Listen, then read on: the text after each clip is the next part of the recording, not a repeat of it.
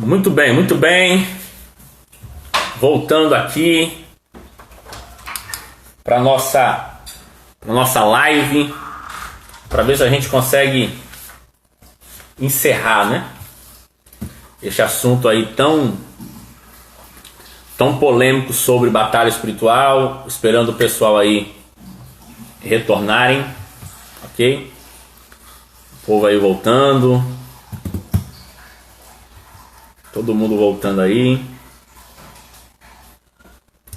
A gente está falando sobre batalha espiritual, só para vocês entenderem. Falando batalha espiritual no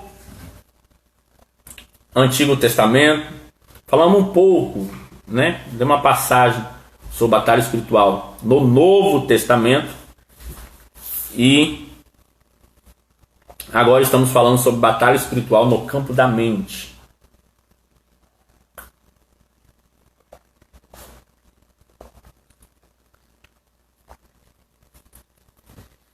Sobre batalha espiritual no campo da mente.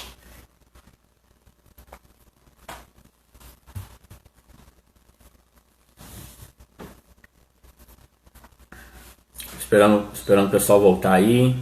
Pastor Carlos. Pessoal voltando.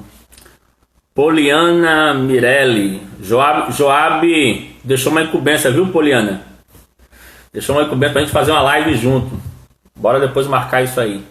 Afinar as ideias aí e marcar.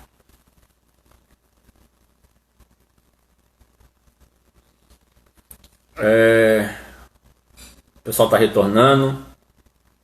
Então vamos lá, vou continuar da onde eu parei. Preste atenção nisso, gente. Preste atenção nisso.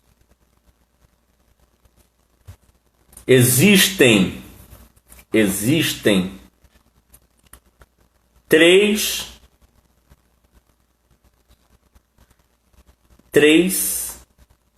pensamentos na sua mente. Três pensamentos na sua mente. Existem pensamentos que têm origem humana. Existem pensamentos que têm origem humana. Existem pensamentos que têm origens malignas. E existem pensamentos que têm origem divina. Vou repetir. Existem pensamentos que têm origem humana. Existem pensamentos que têm origem divina.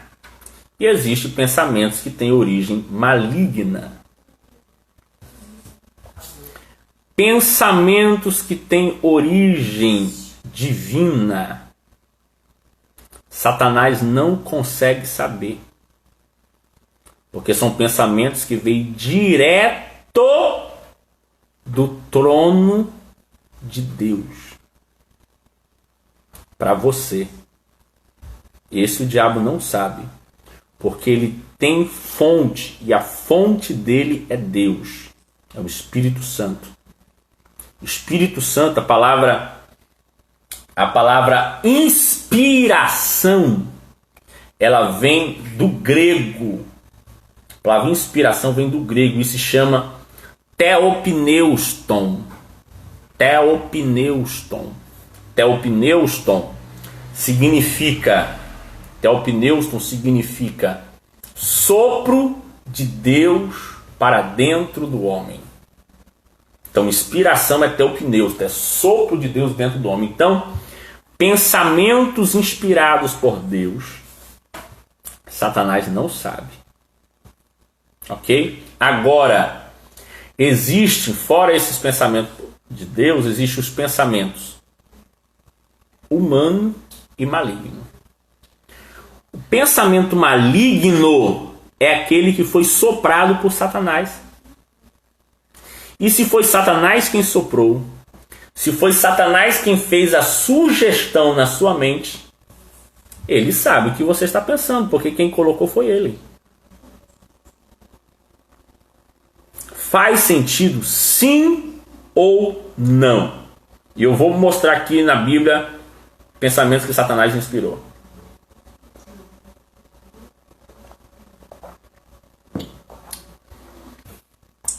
Deu para entender a questão das sugestões de Satanás? Sim ou não? Que se o pensamento é divino, Satanás não sabe.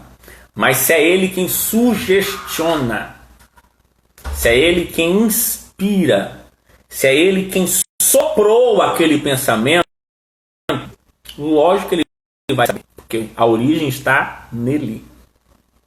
O pensamento veio a partir dele. Ok? Sim, pastor. Mas e os pensamentos, o terceiro pensamento, que é os pensamentos humanos? Preste atenção. Você é inteligente. Só tem pessoas inteligentes aqui. Preste atenção nisso. Tá eu, pastor Glaucio, na rua. Aí passa uma moça, né? Bonita, porém não se valorizando a beleza dela, ela está seminua, né? Porque uma mulher que é bela, ela não precisa ficar seminua para valorizar sua beleza. Mas ela, por não saber valorizar sua beleza, ela está seminua. Aí pastor, passo e fico.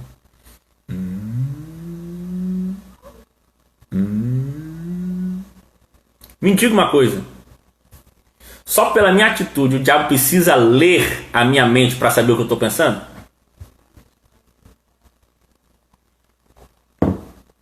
Lógico que não. Lógico que não. Entende? Então, o diabo, ele vai perceber pelo seu estado comportamental. Se nós, seres humanos, a gente aprende a fazer leitura, linguagem corporal, se a gente aprende sobre linguagem corporal, você acha que o diabo não sabe? Aqui tem psicólogos aqui nessa live que estuda sobre psiquismo humano. Eles não sabem? O diabo também sabe. O diabo é expert em psicologia, em psicanálise, em tudo que é de psiquismo. Então o diabo consegue ler sua linguagem corporal, ele consegue ler seu perfil, o diabo consegue ler você, e lendo você, ele sabe o que você está pensando, porque o diabo não é bestalhado. Entende? Se uma moça está nervosa com o esposo que está demorando a chegar dentro de casa, o diabo não precisa ler sua mente para saber o que você está pensando. Você está doido para ele chegar em casa e dar burdoada nele? Entende? Agora, vamos lá. 1 Crônicas 21, 1.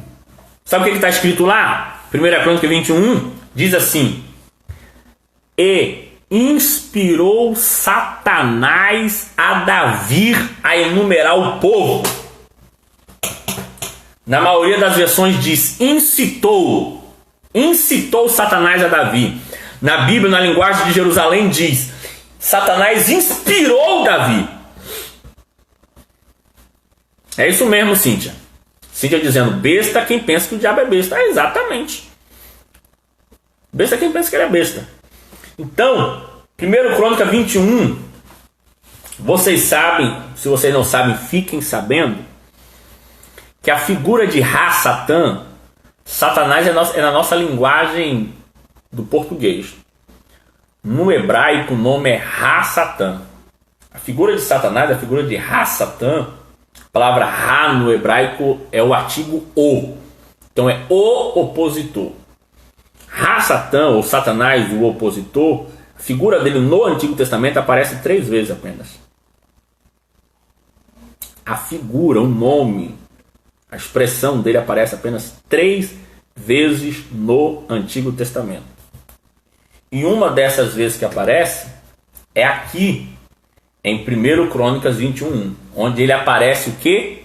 Inspirando Davi. Aonde é que Satanás inspirou Davi, gente? Aqui. aqui na mente. A mesma coisa, a mesmíssima coisa aconteceu com Pedro. Agora a passagem de Pedro é terrível. A passagem de Pedro, ela é terrível. Por quê? Gente, eu tenho mais coisa para falar aqui, mas não vai dar tempo não, viu? Eu acho que terminando essa parte da batalha na mente, eu acho que é suficiente. Até porque já tô falando e a gente cansa e vocês têm que descansar também. Senão a gente vai para 2 horas de live e não dá. Eu vou terminar só com essa questão de batalha na mente. Pedro tá lá em Mateus 16. Essa história é muito bacana. Por quê? Porque em Mateus capítulo 16, no versículo 18, alguns versículos anteriores, Jesus pergunta para Pedro assim, pergunta para os discípulos: o que estão dizendo a meu respeito? E os discípulos respondem: estão dizendo que tu és Jeremias, Isaías ou um dos profetas. Aí Jesus pergunta: e vocês? Quem diz que eu sou? Aí Pedro se levanta e diz: tu és o Cristo, o Filho do Deus vivo.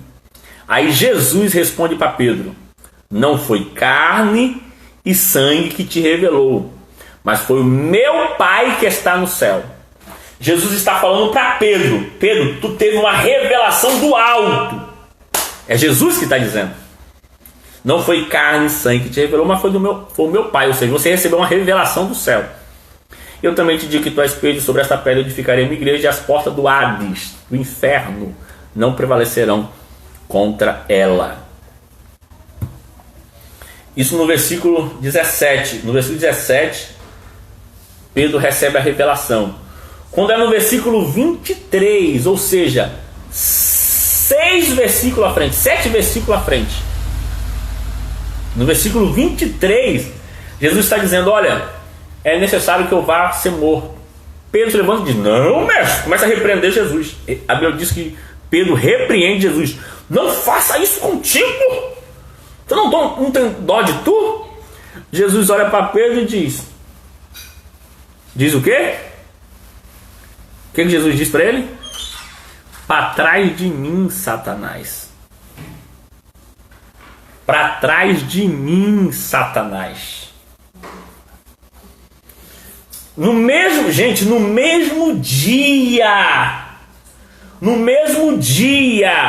que Pedro recebeu a revelação de Deus, foi no mesmo dia, no mesmo capítulo, 7 versículos depois, no mesmo dia que Pedro recebeu a revelação de Deus, ele teve inspiração de Satanás.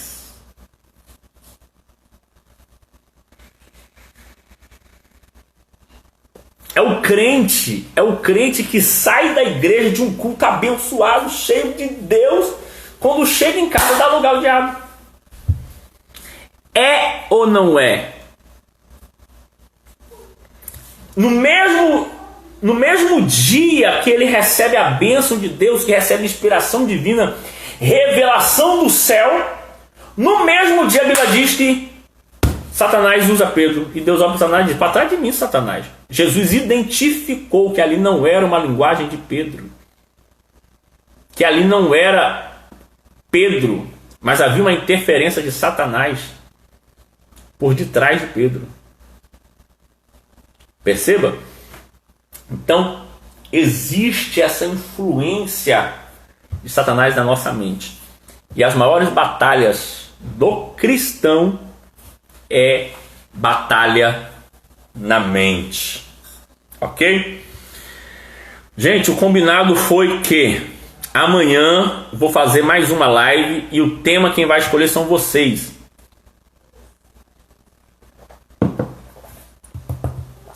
Curiosidade.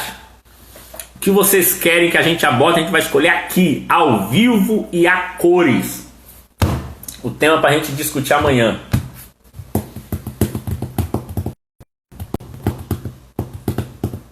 Se alguém tiver alguma pergunta sobre essa live, aproveite para fazer agora. Se alguém tiver uma pergunta sobre esta live de batalha espiritual, aproveite para fazer agora.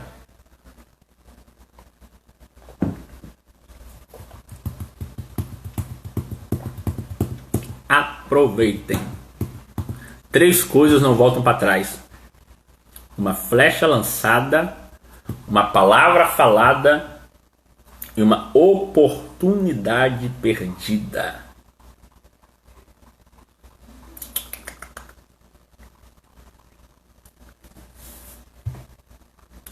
Ninguém vai fazer pergunta e nem escolher o tema de amanhã, gente? Vamos perder essa oportunidade? Qual é a curiosidade que você tem da Bíblia? Um assunto aí polêmico que você gostaria que falasse? Como se preparar para uma batalha espiritual? Primeiro, entenda a sua identidade em Cristo. Primeiro, entenda a sua identidade em Cristo. Você precisa entender que Cristo já venceu o diabo. E que você, nele, você pode vencê-lo. Segundo, através da palavra. Deixa eu dizer uma coisa.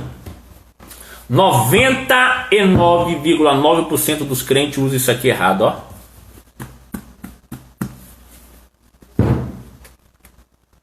Eu vou ensinar hoje, para terminar essa live, eu vou ensinar hoje sobre como você usar isso aqui de uma maneira tão grande que você vai vencer todas as guerras e todas as batalhas espirituais da sua vida. Porque 99,9% dos crentes usam isso aqui errado.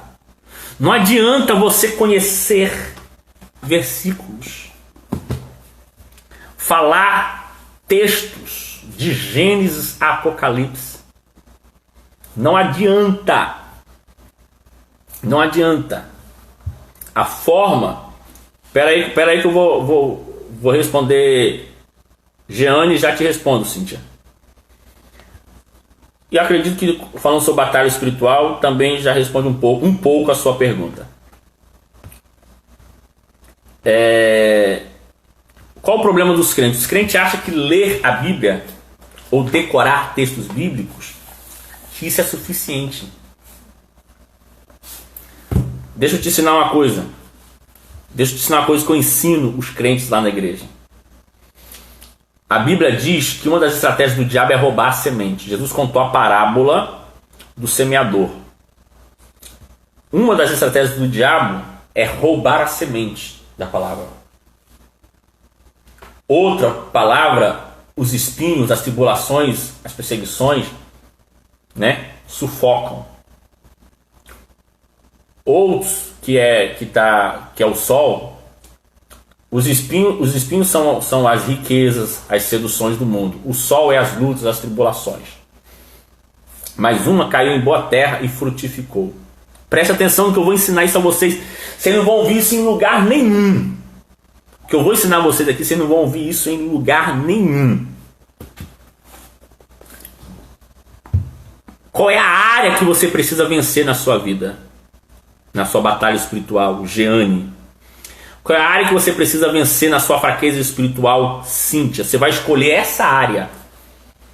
Vai procurar um versículo em relação a essa área que você precisa vencer. Um versículo. Você vai ler esse versículo. Lê-lo. Vai pegar e ler. Vai ler esse versículo e deixar que esse versículo fique entranhado na sua vida. Entranhado, que ele gere no seu interior. Que ele gere em você. Você precisa fazer com que a palavra crie vida em você. Você vai meditar em um versículo. Não estou falando 2, 3, 4. Um versículo. Vai ruminar esse versículo 1 semana, 2 semanas. Quantos dias forem necessários. Quantas semanas forem necessárias. Você vai ruminar esse versículo tanto em você, até que ele vai criar vida em você. Ele vai gerar vida em você. Quando ele gerar vida em você, ele vai frutificar. Vai crescer e vai frutificar. E vai se tornar uma palavra viva em você. Quando ela se tornar uma palavra viva, essa semente vai ser a força, vai ser o poder para você vencer as batalhas espirituais na sua vida. Só que os crentes não fazem isso.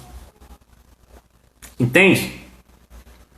Ei, você não precisa, para você vencer batalha espiritual, você não precisa ser teólogo.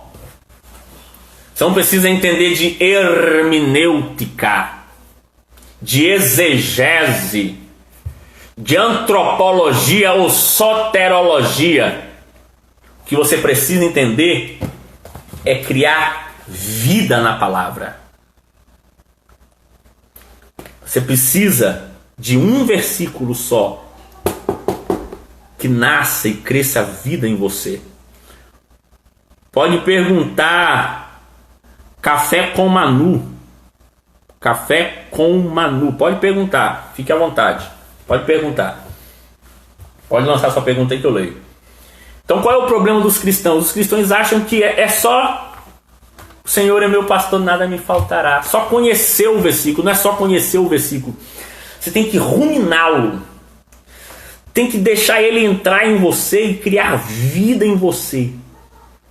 Quando ele gerar vida em você, a semente frutificar em você, ela vai ser o alicerce para você vencer todas as batalhas espirituais, todas as fraquezas. Então, respondendo a Jeane, número 1, entenda a sua identidade em Cristo. Cristo já venceu o diabo e você vence com ele. A Bíblia diz resistir ao diabo. Número 2, mergulhe na palavra de Deus dessa forma, não de forma teológica. Teologia é bom para conhecimento, mas para a vida é você mergulhar nas escrituras e deixar ela produzir vida em você.